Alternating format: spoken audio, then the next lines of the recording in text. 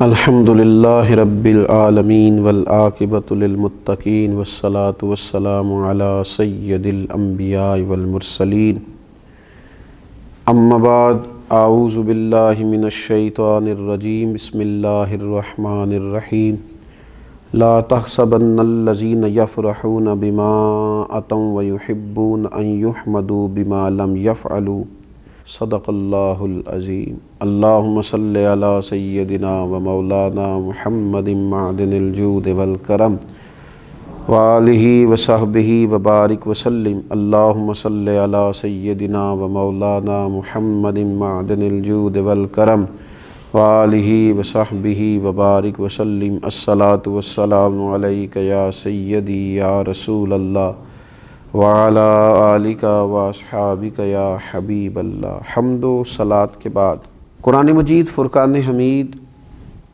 ہمیں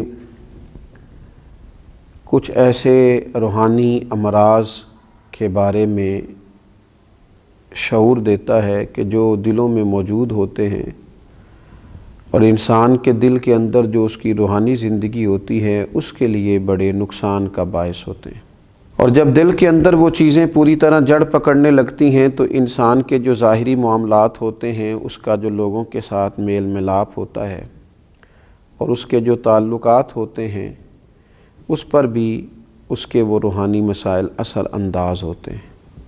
یہاں تک ہی نہیں، پھر اگر وہ مسائل اسی طرح برقرار رہیں تو وہ جو نیکی کے کام انسان کرتا ہے، اپنی زندگی میں خیر جمع کرتا ہے، اللہ تبارک و تعالیٰ کا بندہ ہو کر، نبی اکرم صلی اللہ تعالیٰ علیہ وسلم کا امتی ہو کر وہ دین کے رستے پہ چلتا ہے، تو اگر اس کی روحانیت میں بگاڑ ہو تو وہ چیزیں اس کو وہاں بھی تکلیف کا باعث بنتی ہیں اور اس کے نیک اعمال پر بھی اثر انداز ہوتی ہیں۔ انہی مسائل میں سے ایک بڑا مسئلہ جو بہت بڑی روحانی بیماری ہے اور بہت زیادہ تکلیف کا باعث ہے، وہ ہے حب جاہ کا مسئلہ، یعنی شہرت کی خواہش، عزت کی خواہش۔ لوگ میری تعریف کریں، میں لوگوں میں جانا پہچانا جاؤں، لوگ میرا ذکر کریں، جگہ جگہ لوگوں کو پتہ چلے کہ فلاں صاحب ہوتے ہیں۔ حالانکہ حضرت مولا علی شیر خدا کرم اللہ تعالی وجہہ الکریم ارشاد فرماتے ہیں، اسے مبارک ہو جسے تھوڑے لوگ جانتے ہیں، وہ شخص باعث مبارکباد ہے جس کی زیادہ شہرت نہیں ہے۔ وہ تو تنہائی میں بیٹھ کے آرام سے اپنے رب کریم کو یاد کر لے گا۔ تو ایک بڑی بیماری دل کی، شہرت حاصل کرنے کی بیماری، اپنا آپ بتانے کی بیماری، اپنے آپ کو لوگوں کے سامنے بڑا ظاہر کرنے کی بیماری، یہ اتنا تکلیف دہ امر ہے کہ اس نے پوری دنیا کے اندر ایک عجیب سی دوڑ لگا دی۔ جس کو اللہ تبارک و تعالیٰ نے کچھ علم دیا وہ بھی چاہتا ہے کہ اب میری شہرت ہو جائے، الا ماشاءاللہ۔ اگر کسی کو اللہ تعالیٰ نے کوئی صلاحیت دی ہے، کسی شعبے میں مہارت دی ہے، تو اس کو اس مہارت کے ساتھ شہرت بھی چاہیے۔ اللہ نے پیسہ عطا کیا ہے اپنے فضل سے، تو بجائے اللہ تبارک و تعالیٰ کی مخلوق پر خرچ کرنے کے وہ اسے شہرت کا باعث بنانا چاہتا ہے، وہ آگے بڑھنا چاہتا ہے۔ اور ہمارے زمانے میں تو ہم نے یہ دیکھا ہے کہ نیکی کا کام کرنے کے شوقین لوگ، ویلفیئر کا کام کرنا ہے، اللہ کے بندوں کی خدمت کرنی ہے، لیکن اس کے ساتھ ساتھ انہیں شہرت کی بھی ضرورت ہے۔ نبی اکرم صلی اللہ تعالیٰ علیہ وسلم سے پوچھا گیا تھا کہ یا رسول اللہ صلی اللہ تعالیٰ علیہ وسلم، ایک شخص اللہ کے رستے میں جہاد کرتا ہے، اس کی دو نیتیں ہیں، اس کے دو ارادے ہیں، وہ اللہ کو بھی راضی کرنا چاہتا ہے اور یہ بھی چاہتا ہے کہ لوگوں میں اس کی شہرت ہو جائے۔ ایسا نہیں ہے کہ رضا الہی کی نیت ہی سرے سے موجود نہیں ہے، رضا الہی بھی چاہتا ہے اور ساتھ یہ بھی چاہتا ہے کہ میرا نام ہو جائے لوگوں میں۔ تو آپ کیا فرماتے ہیں؟ تو حضور علیہ السلام نے جو فیصلہ دیا وہ سمجھنے والا ہے۔ حضور فرمانے لگے، اسے اللہ کی بارگاہ سے کوئی اجر نہیں دیا جائے گا۔ رب چونکہ وحدہ لا شریک ہے، وَإِلَٰهُكُمْ إِلَٰهٌ وَاحِدٌ لَا إِلَٰهَ إِلَّا هُوَ الرَّحْمَٰنُ الرَّحِيمُ، وہ وحدہ لا شریک ہے، تمہارا معبود، تو وہ فقط اسی عمل کو پسند کرتا ہے جو خالص اللہ کی رضا کے لیے کیا جائے۔ تو یہ جو شہرت کی طلب ہے، یہ جو ہوس ہے، یہ جو ہرس ہے، کوئی بھی نیک کام کرنا تو خواہش پیدا کر لینا کہ میری تعریف ہو، کہا جائے۔ ہاں، ایک بات ہے، ایک شخص چاہتا نہیں ہے لیکن اللہ اس کی شہرت کر دیتا ہے، تو یہ مالک کا فضل ہے۔ اس کی طلب نہیں تھی، خواہش نہیں تھی۔ آپ دیکھیے انبیاء کرام علیہ السلام کو کتنی شہرت ملی دنیا میں، خلفائے راشدین کو کتنی شہرت ملی، اللہ کے نیک بندے اولیاء اللہ کو کتنی شہرت ملی۔ وہ خود بخود اللہ تعالیٰ ان کے لیے اہتمام فضل کر دے، ان پر کرم ہو جائے، وہ بات الگ ہے، لیکن اپنی خواہش پیدا کرنا اور ہمہ وقت اس طلب اور تڑپ میں رہنا کہ ہمیں اللہ تبارک و تعالیٰ کوئی ایسا نظام کر دے کہ ہم مشہور ہو جائیں، یہ طریقہ درست نہیں ہے۔ اہل یہود کہ یہ عادت قرآن مجید نے بیان کی، ان کا طریقہ بیان کیا اور فرمایا لا تحسبن الذین یفرحون بما اتوا ویحبون ان یحمدوا بما لم یفعلوا، فرمایا ہرگز نہ سمجھنا انہیں جو خوش ہوتے ہیں اپنے کیے پر اور چاہتے ہیں کہ بے کیے پر بھی ان کی تعریف کی جائے۔ ایسا کام بما لم یفعلوا جو انہوں نے کیا ہی نہیں، اس پر بھی چاہتے ہیں ان کی تعریف ہو۔ جو اہل نہیں ہے جس چیز کے، اس پر بھی وہ تعریف چاہتے ہیں۔ جو ہنر، جو فن، جو خوبی ان کے پاس موجود ہی نہیں ہے، ان یحمدوا بما لم یفعلوا، اس پر بھی تعریف مانگتے ہیں جو کام انہوں نے کیا نہیں ہے۔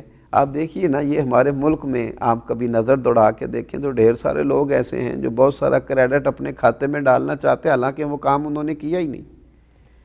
پیسہ قوم کا لگ گیا، محنت کسی نے کی، اور تختی لگانے کی باری آئی تو ہر شخص اپنا کریڈٹ لینا چاہتا ہے، وہ کہتا ہے اس کو میرے کھاتے میں ڈال دو۔ اہل یہود کا طریقہ بتایا اللہ تعالیٰ نے، اللہ مسلمانوں کو اس سے محفوظ فرمائے۔ فرمایا کہ وہ جو نہیں کیا، بے کیے پر بھی تعریف کرنا چاہتے ہیں، فرمایا ایسوں کو ہرگز عذاب سے دور نہ رکھا جائے گا، ایسوں کو ہرگز عذاب سے دور نہ جاننا، وَلَهُمْ عَذَابٌ أَلِيمٌ، ان کے لیے دردناک عذاب ہے۔ یہ عذاب کے مستحق ہیں اللہ کی بارگاہ میں۔ میرے نبی اکرم صلی اللہ تعالیٰ علیہ وسلم نے فرمایا انسان کے لیے برا ہونے کے لیے اتنا ہی کافی ہے کہ لوگ اس کے دین یا دنیا کے معاملے میں اس کی طرف انگلیوں سے اشارہ کریں، یعنی اس کی تعریف کریں، البتہ جسے اللہ محفوظ رکھے۔